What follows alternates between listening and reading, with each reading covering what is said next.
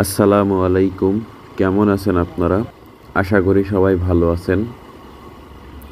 আজকে আমি আমার চাচাতো বোনের বিয়ে খেতে গেছিলাম এবং সেখান থেকে ফেরার পথেই মূলত ভিডিওটি শ্যুট আমি যেখানে গেছিলাম সেই জায়গাটার নাম হচ্ছে তেলিগাংদিয়া এবং তেলিগাংদিয়া থেকে আসার সময় বোয়ালিয়া এবং কিশোরীনগরের মধ্যে যেই মাঠটি রয়েছে সেই মাঠের ভেতরের রাস্তা দিয়ে চলেছি।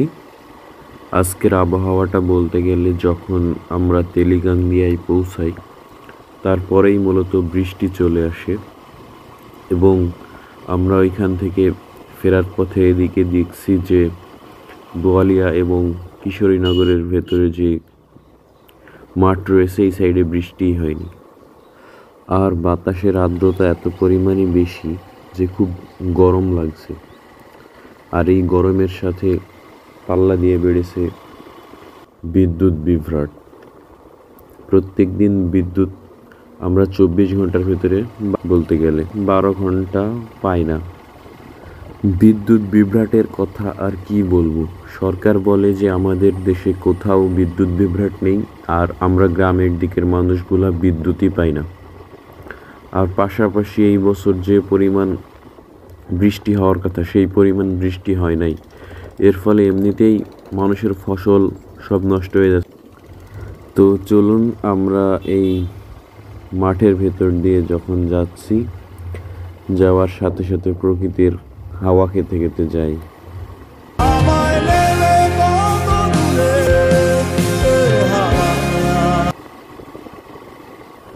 আপনারা যখন গ্রামের রাস্তায় গাড়ি চালাবেন তখন সাবধানে চালাবেন। আর আজকের আকাশটাও অনেক সুন্দর, দেখতে অনেক সুন্দর লাগছে। গ্রামের রাস্তায় গাড়ি আস্তে চালাতে বলি বা নিয়ন্ত্রণে রেখে চালাতে বলি, কারণ হঠাৎ করেই সামনে কখন কি চলে আসে। এই যে দেখেন সামনে হঠাৎ কোথায় থেকে ছাগল চলে আসলো। আর ভ্যান তো আছেই, সাথে সাথে অনেক মানুষও আছে যাদের হর্ন দিলেও সাইড দিতে চায় না, তখন খুব রাগ হয়। আর সামনের বাইকে রয়েছে আমার কাকুর মেজো মেয়ের জামাই। আমরা যখন যাচ্ছিলাম তখন ভাইয়ের আব্বু বলল তিনি নাকি বাসায় যাবেন, তার কি কাজ রয়েছে, যাই হোক। তাই ভাইয়া বলল যে আব্বুকে বাসায় রেখে তারপরে আমি কাকার বাসায় আসবে, মানে ভাইয়ার শ্বশুর বাড়িতে ভাইয়া আসবে।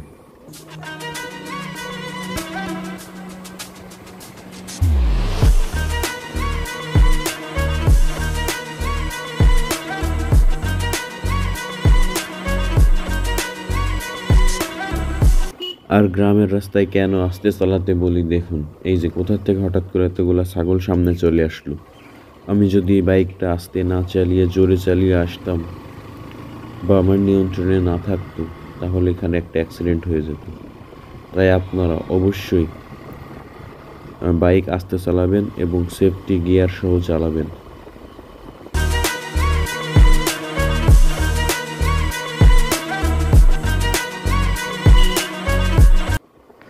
কিশোরীনগরের ভেতরের রাস্তা দিয়ে আমরা প্রায় দৌলতখালী মাদ্রাসার মোড়ের কাছাকাছি চলে এসেছি।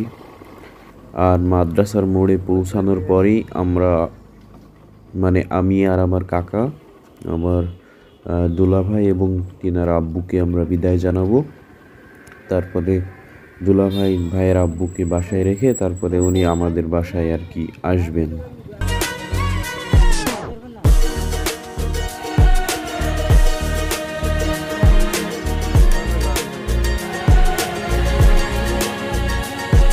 এরপর দৌলতপুর টু মথুরাপুর যে সড়কটি রয়েছে সেই সড়ক ধরে আমরা মশাওড়া পর্যন্ত যাব, কারণ মশাওড়াতে হচ্ছে আমাদের বাসা বা আমার কাকুর বাসা বলতে পারেন।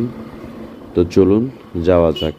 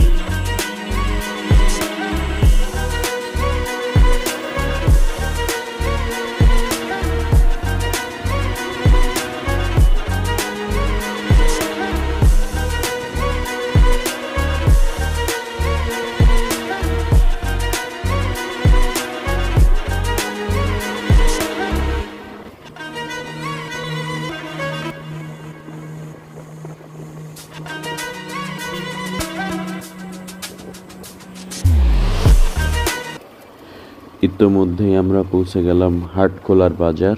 এই হাটখোলা বাজার থেকে আমরা সোজা চলে যাব বাধাবটতলা পর্যন্ত এবং বাধাবটতলা থেকে বামে মোড় নিয়ে আমরা চলে যাব ডাড়পাড়ার উদ্দেশ্যে, বা বলতে পারেন গৈড়ির বিল যাকে বলা হয়।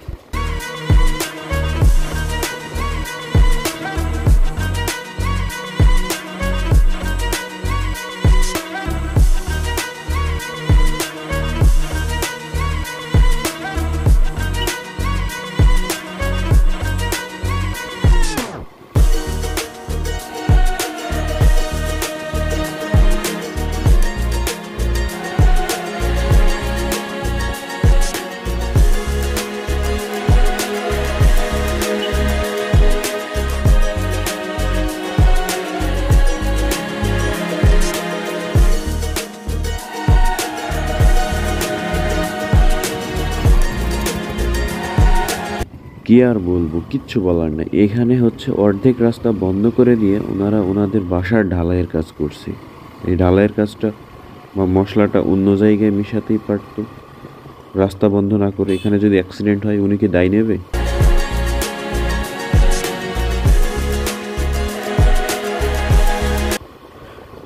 মাথা গরম না করে আসুন আমরা প্রকৃতির সৌন্দর্য উপভোগ করি।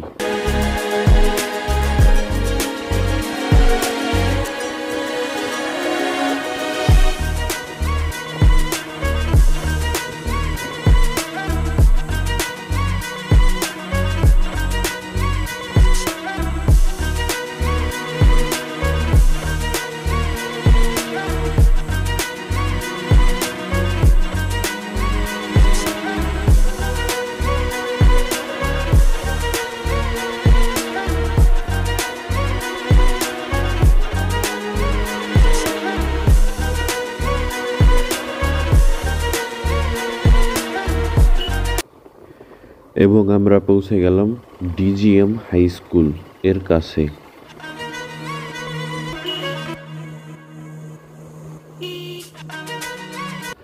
আমার হাতের ডান পাশে যে ফিল্ডটি দেখছেন এটি মূলত ডিজিএম হাই স্কুল।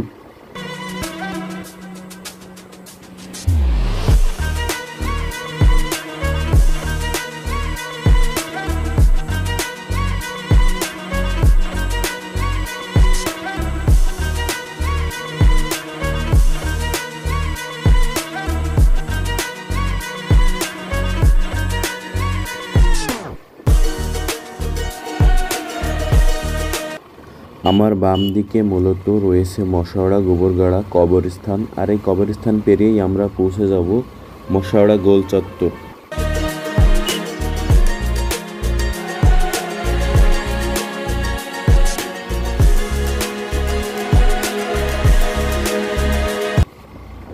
এখন আমি মূলত কাকুকে বাসায় রেখে আমি আমার বাসার উদ্দেশ্যে চলে যাব। তো কাকুদের বাসার সামনে মশাওড়া মধ্যপাড়াতে।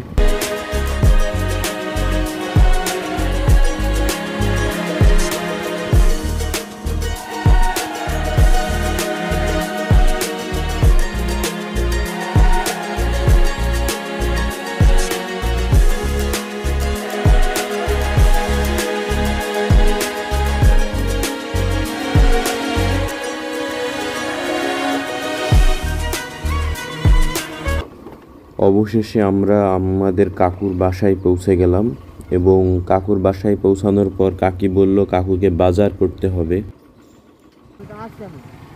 আর আজকে বাজার বসবে সাবেরের ঘোনাতে, যেটি আমার বাসার কাছাকাছি। তাই আমি কাকুকে নিয়ে আমি আমার বাসার উদ্দেশ্যে রওনা হয়ে গেলাম আবার।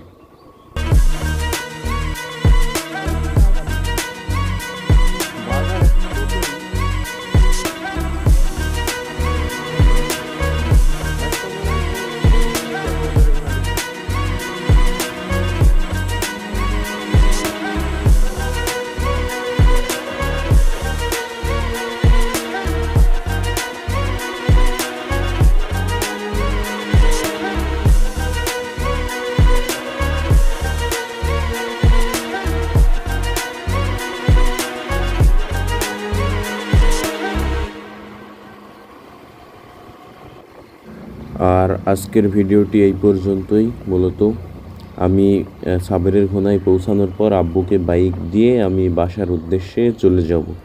তো ভিডিওটি ভালো লাগলে অবশ্যই লাইক, কমেন্ট, সাবস্ক্রাইব এবং শেয়ার করবেন। ধন্যবাদ সবাইকে। আসসালামু আলাইকুম।